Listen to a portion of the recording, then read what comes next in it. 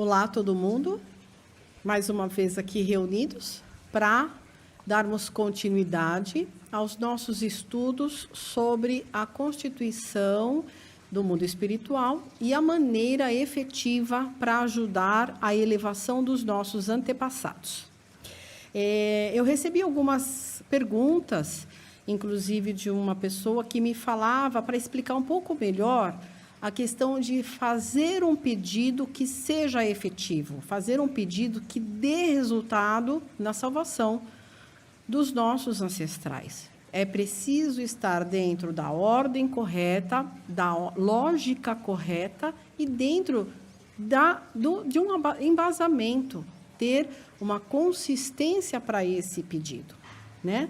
Então, eu vou tentar explicar, e aqui no templo, nós agora iniciaremos uma dedicação que vai se estender até a proximidades do finados, porque é uma data especial em que nós recebemos, como o reverendo dizia, a visita de antepassados muito distantes, de alguns que ainda estão em nível de sofrimento muito intenso, que normalmente não têm permissão de se aproximar para matar as saudades.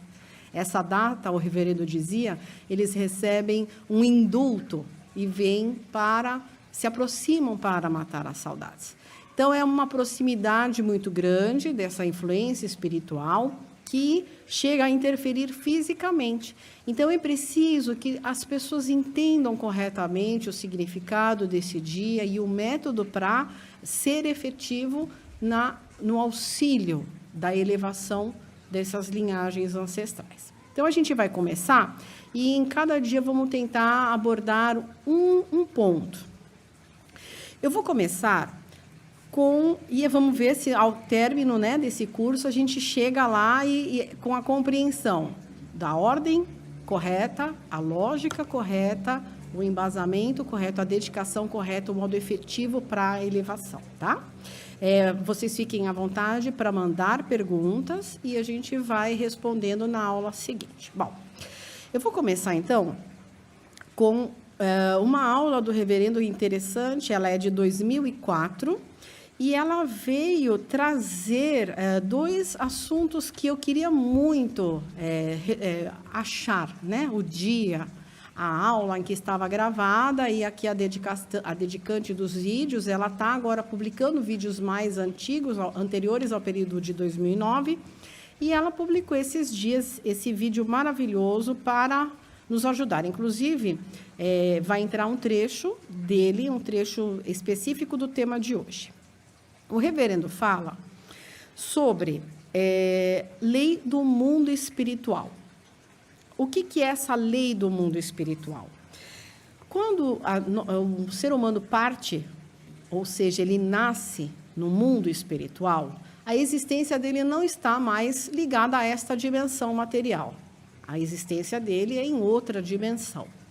Mas, por uma questão, muitas vezes, de necessidade do auxílio dos descendentes, porque o nível espiritual deles não lhes dá a compreensão de como se elevarem, eles não têm condição de energia, de saúde para alcançar a própria elevação, muitos não têm nem permissão de dedicar. Há uma aproximação com o mundo material por meio do fio espiritual que os liga aos descendentes. E por meio dessa ligação, eles conseguem receber algum auxílio no nível em que se encontram. Então, o reverendo nessa aula fala sobre a lei que rege essa ligação, a lei do mundo espiritual, do mundo dos ancestrais que rege essa ligação. Então, ele fala sobre a questão dos antepassados participarem na celebração em homenagem a antepassados. O que precisa para os antepassados participarem, né?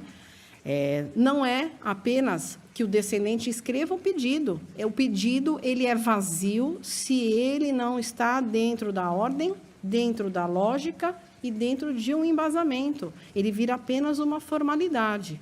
Quanto a isso, nós já lemos nas aulas anteriores, logo no início, que Meixo Sama fala de que uma oração apenas formal não alcança o objetivo da salvação dos ancestrais. Então, o que precisamos cumprir para nos adequarmos a essa lei que rege o mundo dos ancestrais? O reverendo fala: para que os antepassados possam participar, é preciso a participação do descendente. Como é essa participação? Aí ele cita alguns exemplos, né?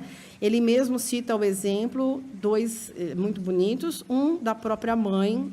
O reverendo, eu vou resumir bem, quem quiser ver maiores detalhes, eu vou colocar o vídeo, mas eu vou resumir. O reverendo, ele dava aula todas as quintas-feiras, às 8h. Certa quinta-feira, durante a aula que ele estava aqui dando para os membros, nós recebemos, o filho recebeu o telefonema vindo do Japão, comunicando o falecimento da mãe dele, que já purificava há 2 anos. E ele esperou terminar a aula. Assim que terminou, ele veio avisar o pai, falando: vamos no Soreixa? O pai sentiu uma necessidade de, ao invés de ir ao Soreixa, rezar a Deus. E ele veio no altar de Deus e rezou. Não chamou o espírito da mãe, porque não se chama espírito de antepassado no altar de Deus. Ao contrário, você pede a Deus, encaminha para Deus essa alma e entrega. Não tem o apego, não tem o desespero. Você entrega para Deus com tranquilidade, com o coração sereno. Aconteceu um fato muito interessante. Um dos membros que estavam presentes na aula, ele tinha a faculdade da visão. E ele veio e conversou com o reverendo e falou: olha, tinha o espírito de uma senhora aguardando.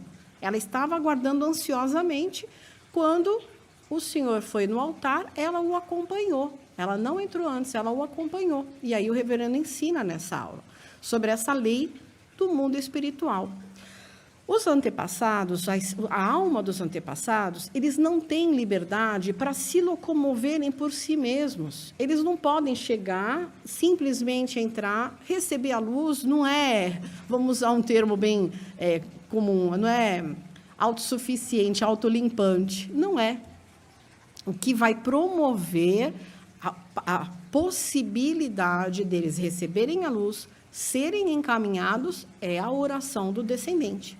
E aí o reverendo fala que os antepassados não podem participar, mesmo que a ficha está assentada, mesmo que tenha assentamento no Soreixa, mesmo que o descendente enviou 2 dias antes o pedido, se o descendente não participa daquela cerimônia, pode ser à distância. Na época, não tinha transmissão pela internet, mas, quando teve, ele fez essa aula.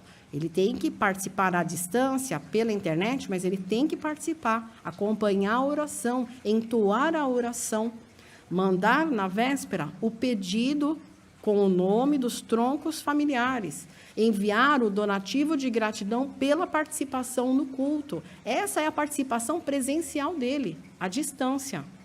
Apenas enviar o formulário: já mandei meu pedido, agora no domingo vou passear na praia.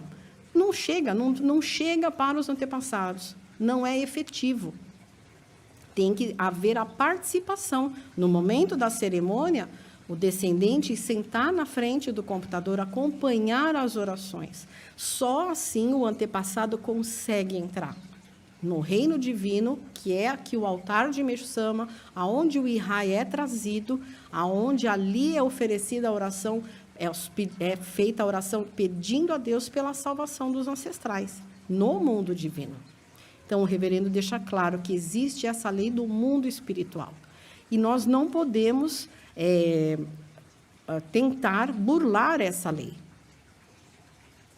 Eu vou pedir para colocar agora um segundo, vai entrar esse trecho em que ele fala isso, para vocês entenderem melhor, mas o vídeo inteiro vai estar publicado também. Lei do mundo espiritual. Tem que acompanhar. E o que tem que ir era bem atrás. Sem isso, não dá para entrar só. Essa lei, engraçado. Por exemplo, mesmo quando eu vou no Japão, muitos espíritos do Brasil, não é só do membro do Brasil, vai junto. Né? Vai junto. Né? Então eu vou, primeiro oportunidade, eu vou para mausoléu, para comunicar, para agradecer a Meixo-sama, né? Aí vem junto. Mas eles não podem ultrapassar frente da gente, ele vai atrás da gente. E não consegue ir sozinho. Não consegue. Não subiu a escada. Interessante, né? Escada, subindo a escada. Depois que eu passou, ela foi atrás. E assim mesmo. Essa é a lei de Deus, lei do mundo espiritual. Por isso, amanhã é dia do sufrágio. Então, quando você participa, eles vêm atrás de você, antepassado. Não pode virar antes. Vem atrás. Então, se vocês entendeu? Isso é importante. Porque se vocês não vier, eles também não dá para vir. Estão esperando ansiosamente. 2, 3 dias anterior, aqui já é outro ambiente. Porque mesmo não tem muita consciência, não tem muita consciência. Não sabe a ansiedade deles, ou seja, a importância deles, eles não sentem. Mas eles não têm nada para fazer outra coisa. Coisa mais importante é participar do culto, participar da oração. Porque sabe que através da oração melhora a nível espiritual, alivia o sofrimento deles. Estou esperando a participação de vocês. Se vocês não aparecem, não fica bravo, mas não fica contente, entendeu? Bom, então agora, após o vídeo, essa pequena explicação do reverendo, eu vou também contar um outro exemplo muito marcante para todos nós aqui no templo. O reverendo fez uma aula, deu esse exemplo, e eu vou tentar encontrar para colocar o link no descritivo deste vídeo. Alguns anos atrás, um dos ministros, ele faleceu, ele era um ministro que era de uma outra instituição. Quando ele veio para cá, ele já estava bastante debilitado, e ele faleceu, e a esposa continuou seguindo aqui, né, no Templo Luz do Oriente. Os filhos deles moravam, nessa época, no Japão. Foram para lá trabalhar, eram jovens, foram trabalhar, e a mãe ficou sozinha com o marido aqui. Quando o marido faleceu, ela ficou sozinha. E o reverendo orientou-a a pedir para os filhos irem lá no mausoléu, porque eles estavam muito tristes, estavam distantes, né? Não tinham como vir participar, na época não tinha transmissão, não tinham como vir participar das homenagens no Soreixa. O reverendo orientou: vá no mausoléu de Meixo-sama, e lá entregue a alma do pai para Meixo-sama. Então, ela assim o fez, e eles marcaram o dia que eles iriam lá, porque quando chegassem lá, eles de lá iriam telefonar para ela. Tá bom. Aí eles chegaram lá, e eles, quando telefonaram para ela, estavam muito emocionados, muito. E o que eles relataram foi uma história linda. Quando eles chegaram, tinha uma senhora japonesa dedicando no mausoléu. Eles não a conheciam, nunca a tinham visto. O que ela relatou para eles? Vocês chegaram, o pai de vocês já chegou faz tempo, mas estava aqui, esperando, ansioso. Ele não pôde entrar, ele estava esperando. Quando vocês chegaram, é que ele pôde ser encaminhado. Então, vocês vejam que essa lei do mundo espiritual, ela é muito rígida. Não é porque mandou pelo Sonen, né? Vai lá, encaminha no mausoléu. O reverendo orientou, encaminha, vai no mausoléu. Não funcionou. Funcionou quando os filhos foram. Quando foram no mausoléu, levaram realmente o Sonen de entregar a Meixo-sama, aquele apego que eles tinham, encaminhar para Meixo-sama a alma do pai para ser salva, enquanto que a mãe oferecia aqui no Soreixa as orações de homenagem à alma do marido falecido. Então, são muitos exemplos. O reverendo sempre foi muito didático para nos ensinar como funciona a salvação no mundo espiritual dos antepassados. Apesar disso, eu quero realmente enfatizar a maior orientação de Meixo-sama em relação a esse assunto. O que é eficaz, o que dá mais resultado na salvação dos antepassados, não é só é a questão de pedir oração, de fazer oração, de enviar formulário. Esse é realmente, imersão coloca como secundário. O principal é dedicar. Dedicar na salvação do próximo. Quando a gente vira messiânico, não é para autossalvação. Ele é alcançado ao longo dos anos pela prática da virtude.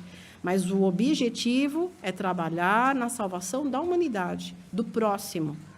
E deixar para Deus cuidar, porque a gente não tem noção.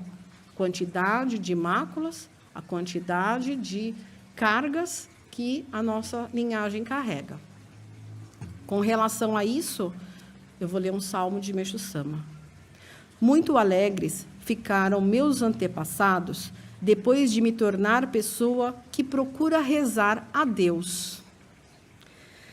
Então, Meixo Sama, nesse salmo, ele não fala depois de me tornar pessoa que reza para eles. Ele não fala. Muito alegres ficaram meus antepassados depois que eu fiz todas as orações de homenagem a eles. Ele fala, depois de me tornar pessoa que procura rezar a Deus. E quando a gente dedica para Deus, qual é a principal dedicação para Deus? Trabalhar na obra divina para a salvação da humanidade. Divulgar o ensinamento, canalizar a luz divina, dedicar para a melhoria do templo, para a expansão da obra divina. Esse é o método eficaz para a salvação dos antepassados. Tá bom? Então, hoje, a gente estudou a lei do mundo espiritual, a lei que rege a ligação do ancestral com o seu descendente, como funciona esse movimento do mundo espiritual. Então, eu gostaria que vocês, se tivessem alguma observação, alguma pergunta, que enviem e na próxima aula eu vou responder. Tá bom? Muito obrigado a todos.